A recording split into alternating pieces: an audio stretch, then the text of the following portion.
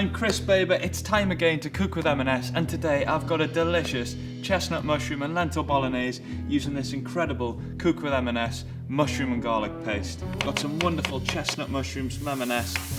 Time to add an M&S sofrito mix. It's carrot, celery and onion. Some M&S oregano.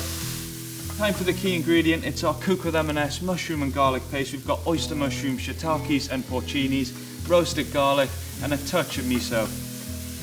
Good old tin of chopped tomatoes, some veggie stock. And I've got these amazing pre-cooked lentils from M&S, and now it's time to get your M&S spaghetti on. If you're like me, you love a bit of garlic bread with your spag bol, well here's my little twist, it's a garlic breadcrumb. Bit of grated garlic into there. Now it's time to add our M&S breadcrumbs. And we're just going to chuck them in for a minute or so until they go nice and golden, crunchy. Nice handful of fresh parsley, and now we're good to serve. And there we go, that is my chestnut mushroom and lentil bolognese using Cook with M&S mushroom and garlic paste topped with a garlic breadcrumb. That's how I cook with M&S. Over to you.